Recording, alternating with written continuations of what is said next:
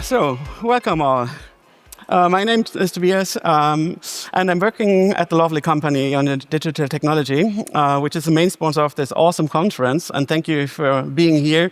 It was a pleasure so far.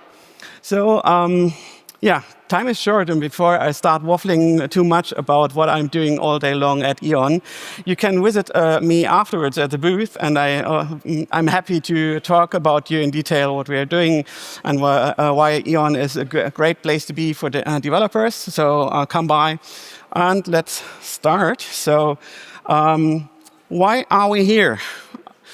Don't be afraid. This is not a philosophical question. So you're still in the right room. I just want to give you a little bit of insight about why I have chosen this topic for today. And this is not a typical talk about MicroFrontends like normal.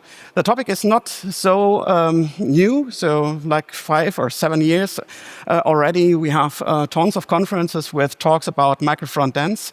Why now the next one? So it's, at least for me, the talks I've watched so far were quite high-fly and often just tell you the nice things, pretty stuff, and everything is working out, and it was pretty abstract for me at the first time. So this talk is a bit different because like normal, in our domain, the devil is in the details, and normally the problems you have by adapting patterns like MicroFrontend application pattern just kicks in when we scale it up and really do big stuff with it, and then the problem starts, and normally not when you just do it on a level of a to-do app, right?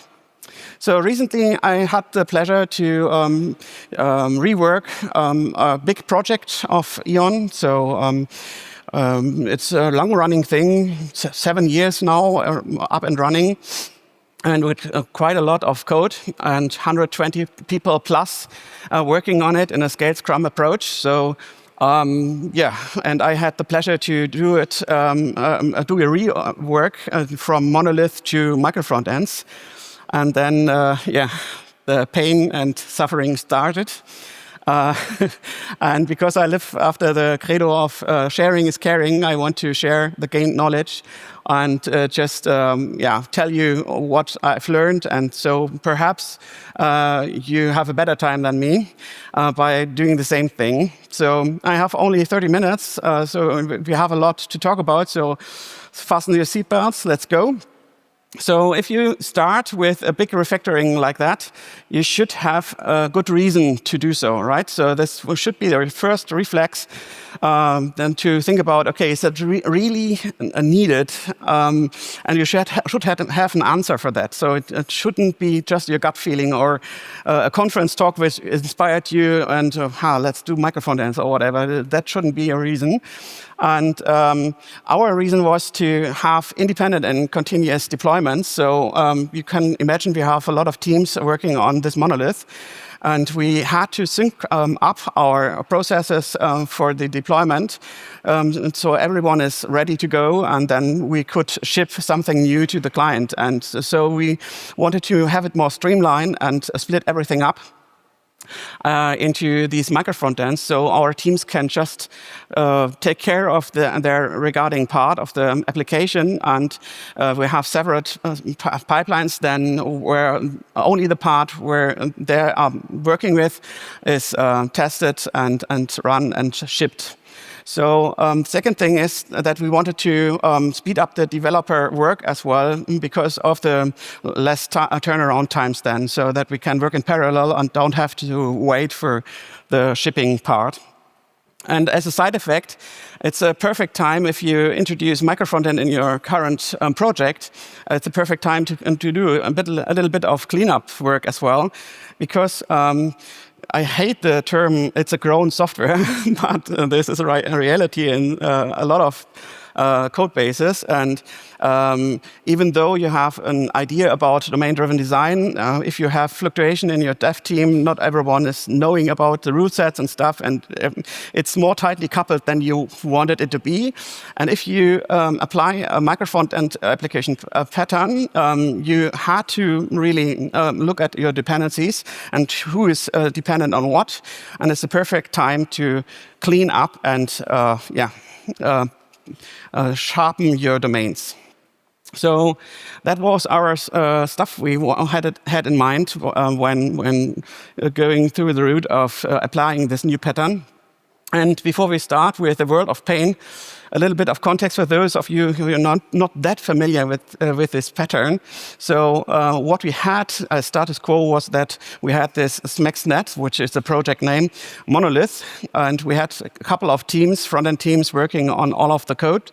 And we had then a central pipeline, which was then triggered and handle everything with the shipping to the client, right?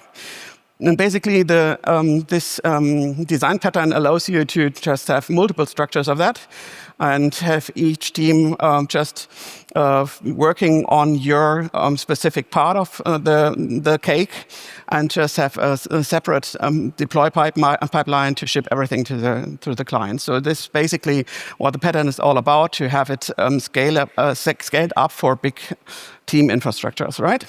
So the first thing you have to do if you think about applying this pattern is how you slice your application.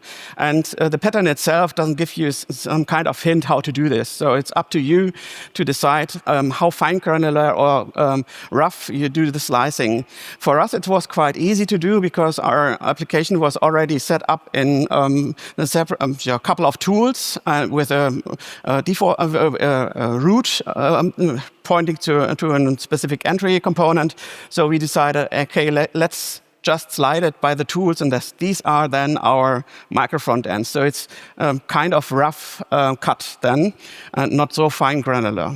And keep that in mind that if you do it more fine granular than this, that as much you put in new MicroFrontends, the scaling of this pattern gets worse. So you have more problems to solve if you have tons of MicroFrontends in your application. It gets even worse. So and why?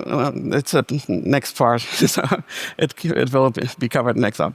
So our slices, to sum it up in more detail, is we have something like a shell. So this MicroFrontend application pattern, the term shell is prominent. So this is basically the frame for your application and holding basic stuff like login, logout, context information or whatever. But it's only for the wire up to the MicroFrontends, which is then the real implementation of the base logic. So in our case, we had crew jobs, MicroFrontend, inventory, order, and some else. So we had 14 to 15 MicroFrontends already. And if you do something like that, you have normally something which is in common and shared, right? So you have a dependency to an own shared library. What is that about? So normally something like utility functions or a component library you want to share. So your look and feel is in every MicroFrontend the same. So you have to deal with this somehow. And now you ask, okay, it's fine to have some graph here, but how to do the interactions between the contract? How is this designed? And then if you look closer, this is not far away. So if you have the monolith first, you slide it up, generate your shell and separated tools and the shared in separate folders. And then you need some kind of framework to orchestrate the wire up and to define the contracts. And there's the first thing you have to take care about with a little bit of configuration. So we chose for our situation to pick the plugin from Webpack team because first of all, module federation was invented, I think that's 7 years ago by Webpack. And there's also a plugin for Vite because we are not using Webpack in our project here. We are using Vite as a bundler, but there's a plugin for this as well. And the configuration is quite simple. So if you look here, it's just another Vite plugin. And you use the federation function to give it a little configuration object. You have to point out how the shell is named, and then basically it's to define the graph you have seen, so where to point to. And if you then search somehow with an import statement in the shell, with a specific import statement like at my little context / tool1 or whatever, it knows that it has to look up a specific file on a remote server. And so it has, this configuration is all about to specify where to look it up after these components you want to load on demand. And on the bottom, you see this little shared thingy. This is because the framework gives you the opportunity to have a cache in place as well, and to not load all over again your dependencies in each frame, in each slice all over again and ship it twice. And this can be used just with a string array to point to specific package names, but you can be even more fine granular and tell the framework to load a specific version of a library. And if you then see the other side for the MicroFrontend piece, it's just the opposite thingy. It's about what the MicroFrontend is exposing. So there's a little mapping from, okay, if you see an import statement with my name and then followed up with some component name, then I mean in my belly, there you will find source component, sample component, and the TS file. And this is all which is offered. So basically, this is a public API of the MicroFrontend. You can then at runtime look up, and this is basically then in the mapping file and the remote entry. On the bottom, you see as well the shared property. So this is basically the same like in the shell, and the cache orchestration. So keep in mind, even though you have pointed out that you share a common piece of code, if you don't do something against it, if you bundle it, you will as well see an Angular comment, for example, in the MicroFrontend dist folder. But don't be afraid, this is just a fallback. So the normal behavior is that the MicroFrontend, when the first time an import statement against Angular comment is done, it will look up the cache, and if it doesn't find the Angular comment like promised, it will try to download the fallback version in its belly itself. So this is why it's generated, anyways. So last thing to care about is how to handle shared stuff. So we decided not to do it as in several MicroFrontend itself. You can do it as well, but it has consequences, and this will be covered in my follow-up talk with on our booth. So there will be a detailed talk with code as examples as well, and more problems to face and how we covered them in code. So you can follow it up afterwards.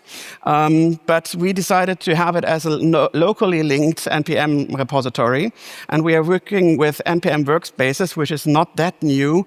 For those of you who don't know what NPM Workspaces is about, you can specify it in your package JSON in your root, and if you have a multi-project setup and have multiple package JSONs in the same project, then you can make it official for NPM and where to find these package JSONs. They will be interpreted and the name will be read.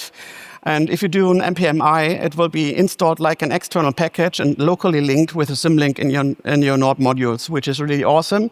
And the name then of the package really matters because you can use it as an import statement like to every other library as well. So it's not distinguishable if it's from external or your local stuff, which is for later on important because it solves one problem we had. So another thing is that you can use the root package JSON then for pinning your versions as well. So we decided to pin down every package on the dependency side and def dependencies in a root and have a local file reference on every other package JSON like this one with peer dependencies and def dependencies to the local root. So the versions are fixed for everyone. So this is by design, the design decision by ourselves to just have less headaches afterwards. And with this, everything is configured, and you can say, okay, hold my beer, just a couple of configurations, I will do a MicroFrontend setup, regardless how big the project is. But unfortunately, that's not real. There are a lot of things which you will discover on a road when you do it with a big project. So the first thing that you increase definitely the complexity of the whole setup. You will have problems with the framework choice. So the first thing we did were that we have not chosen the one from Webpack team, and it was not so well maintained, had little bugs which bite us quite late in the process, and we had to go back to the other thing. Then your deployment choice has to be made. Then shared libs has to be handled. You have lib conflicts at runtime perhaps because they are loaded more than once. Then you have to deal with shared state. The dev experience will suffer. So the hot reloading is really worse, and you have multiple dev servers running in preview mode, which is not fine and will blow up your CPU. And the turnaround time suffers. So tooling will be more complex. You have to keep in mind that the bundling is harder. You have to put in more guardrails to fulfill all the domain boundaries more. The bundle size will increase. The file count, you could have a file count problem, and even the initial page load time for the first draw could suffer. So all of that happened for us, and this really caused a lot of pain. So, and on the road, we had to do a lot of decisions. So the pattern is not so easy applied because you have so many years to play around with. And I want to just share a couple of them and why we have chosen the road we then did. And first of all, before I start with this, the complexity issue, it's a general thing in WordPress, because the normal habit of us as developers, especially in the front end, is, okay, I adapt to a new thing, I have new problems to solve, then let's do an NPMI with the next tool to solve the next problem. And this is a normal habit, and we should be really cautious by just adding new tools to the set of things in our bucket. And we should have an eye on the trade-offs we have with this. So if you can handle your new problem domains by the existing tool sets, do it. So don't just add things because of convenience or even worse, laziness. So keep that in mind when you adapt a new thing and new problems occur. Try to solve it with the existing tool stack before just going to the habit and do an NPMI because you can. And by doing all of that, documentation is key. So you should document why you, first of all, have chosen to go the road and apply this new pattern. And on the way, document every new lib you onboard to solve the problems and to just pin in your documentation, your reasons behind of that when to use the new stuff and when not. So that should be on our minds to do, because no one else will do. And the code is not just for us, right? So first thing we really struggled with, like I already said, is choose of the framework. I would recommend you to choose as well the default one, the Module Federation Vite. If you go with Vite, and you can take this one. This is a link to the repository. I won't let it open if you want to do a screenshot, but it's pretty obvious to find. And next thing is I want to speak about the deployment choices. Like I said, okay, you have to decide, okay, what to pick. So single server versus multi-server setup. So what does this mean? Then normally, if you try to search for the MicroFrontend application pattern in the internet, everyone will tell you, okay, it's normal that every MicroFrontend is on a different server deployed. That doesn't make sense for everyone. So, and it depends for you and your setup which road to go. So what could be a good reason for either side? So in our case, we have already the MicroFrontend. The monolith was deployed on a server infrastructure which was horizontally scaled with a load balancer already, and we don't have any kind of state there. We don't do server-side rendering, and so it's just file I/O to deliver our files. It's just static assets, right? It's like normal if you do a non-state app, it's just files. So we don't have a benefit by just sharding it even more and having multiple servers for the MicroFrontend.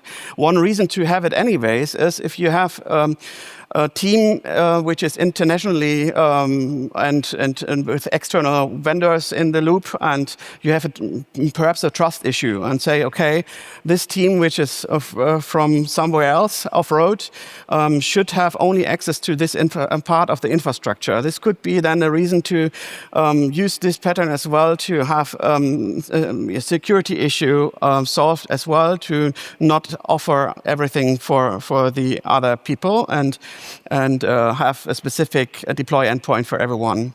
As well, the other thing is if you have state or have some FinOps topic as well. So if you want to pin down how much load a specific MicroFrontend with state produces, and you want to log how much this feature will cost me, that could be as well a valid point to have a multi-server setup. But in our case, like I said, it was useless, and for us, the deployment is just as that the MicroFrontends are in a subfolder structure beside the normal shell files. This is just fine. So next thing, how to handle shared libraries. So vendor libs especially. So the pattern itself doesn't care about that. So it's completely open. You are open to mix and mash every framework or framework in a different version.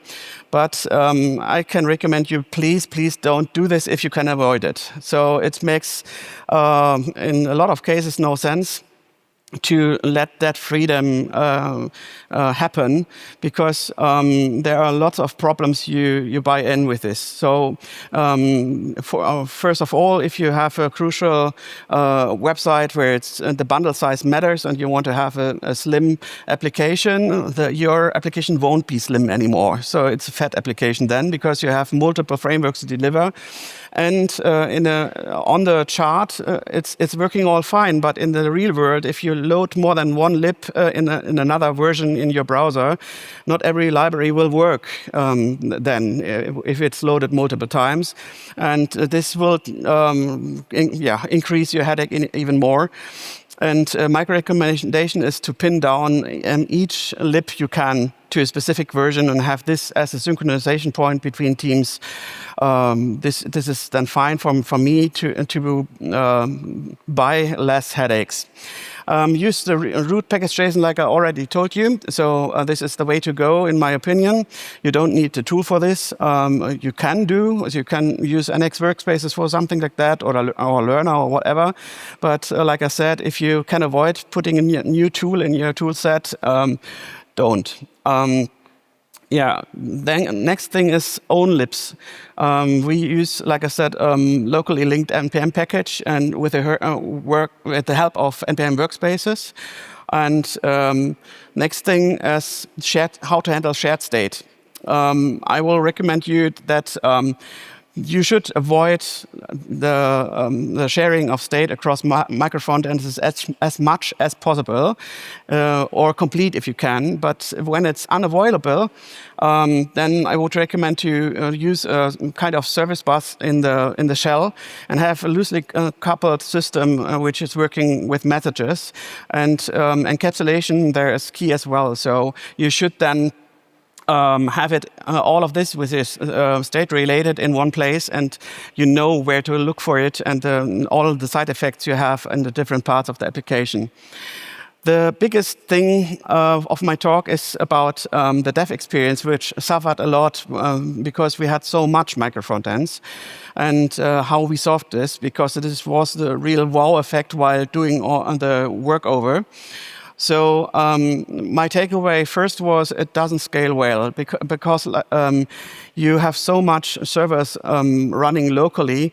The turnaround times and the CPU load is really horrible. And it's because only the shell can run in dev mode with an optimized build in memory and with a really fast code reloading. And every other server has to run in a preview mode. And this is with a bigger build process with tree shaking and everything else, and will just take time. And if you have 14 to 15 or whatever 100 MicroFrontends, it's really a pain in the ass. And it has massive computing load, and it doesn't automatically reload the shell. You have to customly deal with this issue that changes in some kind of MicroFrontend trigger a reload on the shell. But you can everything avoid this kind of pain with this solution I not found in the internet so far. So just think about forget that you are a MicroFrontend for local devs. And this is really easy doable, because imagine we had this wire up for MicroFrontends just by configuration of the module federation config, right, in the Vite bundler. And we have, out of the usage of NPM workspaces, valid import statements. What runs in the background when you bundle a module federation project is that when the bundler runs and comes to an import statement which is in the configuration of the module federation, it will stop the bundling and knows, hey, this is a runtime include statement. And it will stop to put it into your bundle. And by just forgetting the configuration, and if it's a valid import statement, the normal input tree from all input statements is valid. So if you just forget in the shell that you have a MicroFrontend and cut out the module federation config again, and you hit bundle, then it will just do like you told him to, and everything is a monolith again. And this is really a performance boost, because then it will start up in 200 to 300 milliseconds again, instead of waiting for 15 to 20 servers to start. And if you need, for testing purposes, a local MicroFrontend setup again, you can do so. And I would recommend to then use a start script where you can say, okay, please start not every MicroFrontend, start only the one I'm working with the shell. This is easily doable as well. And then the MicroFrontend aspect is just a deployment artifact. So it's completely abstracted away, and you can work like ever in a monolith setup, which is great. And second solution is that you implement some kind of MicroFrontend wrapper component, where everything which is normally delivered by the shell component, like who I am, which rules do I have to apply, and roles and rule sets, feature flags, or whatever, can be given by parameters of this MicroFrontend wrapper component. And then you just spawn the base root of your MicroFrontend and give it the details, what's normally coming from your shell, and then start up a dev server just with this MicroFrontend in full screen mode, and then you're fine.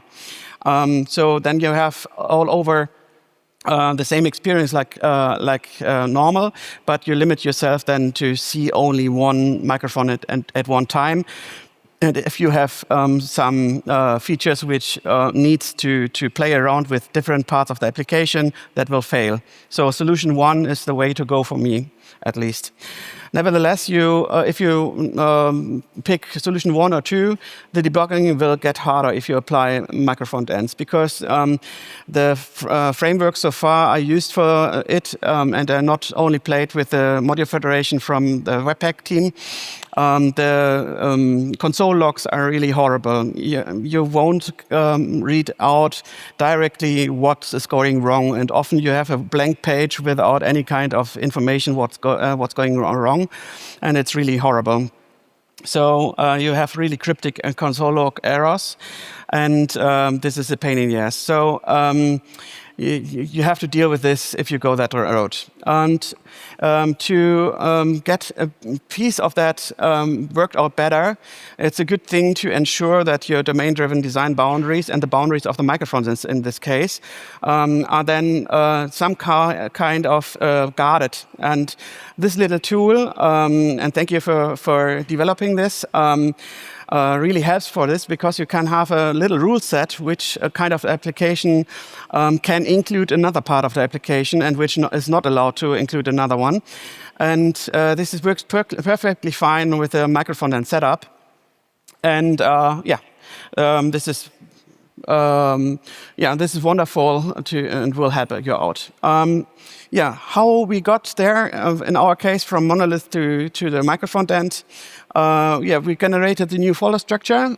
We copied over the old monolith, and basically that was on our new shell. And then we used the reverse strangler fig pattern from Martin Fowler to cut loose everything, strip everything out to shared lib and the separate microfrontends, adjusted the pipeline, and then we're ready to go. And we had more order than cars than before, and our build pipelines were more smooth, and we could deliver to our clients independently in our microfrontends. So that was my story about the rough ride to microfrontends from a monolith.